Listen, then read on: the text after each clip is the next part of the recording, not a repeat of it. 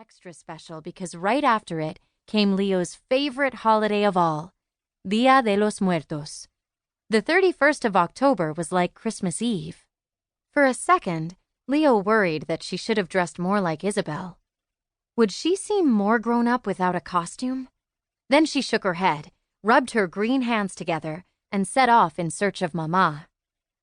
The hallway filled with mourning noises as the Logroño family got ready for the day. Leo shuffled down the hall, her orange and black striped knee socks shush-shushing against the wood floor. She burst into the kitchen. Sunlight poured through the blinds and onto Mama's windowsill garden, where the basil and oregano and cilantro glowed bright. Leo might have a green face, but Mama had the green thumb. "Mwahaha!" Leo screeched at Daddy, who had his back turned as he sprinkled tortilla bits into the eggs scrambling on the stove. "Buenos dias, Leonora." Daddy smiled at her. "I hope you're hungry." Daddy was good at lots of things, like reading bedtime stories and playing guitar, but he knew how to cook only two things: migas, scrambled egg and tortilla topped with a mountain of cheese, and quesadillas, oozing cheese from each slice. Leo sniffed the air and smiled. Cheesy deliciousness was part of every Logroño breakfast. Alma and Belén, Leo's 14-year-old twin sisters, rushed into the room with Mama on their tails. Seeing Alma and Belén out of bed before 7:30 a.m. was a Halloween miracle, especially since they'd been up late the night before, hogging the bathroom and dyeing their bangs robin's egg blue so they could dress as some anime characters Leo didn't know about. "Has anyone seen my list?" Mama asked, shooing the blue-haired twins aside. "What list?" Leo glanced around the cluttered table and shelves. Maybe if she found it, Mama would see how helpful she could be. Then she'd have to agree to Leo's proposal. "You mean the list of special—" Belén stopped mid-sentence when Alma elbowed her. Leo blinked at her suspicious sisters. "Special what?" "Oh, nothing." Mama ruffled a pile of papers on the counter. Leo craned to see. "Haven't seen it," Daddy answered with his head buried in the frying pan. "Almost time to head out, Leo. Eat up." He divided the migas onto red and blue plates with big white Texas Lone Stars in the middle. Leo opened her mouth to tell Mama her idea. The phone rang. "Hello, Amor y Azúcar Panadería."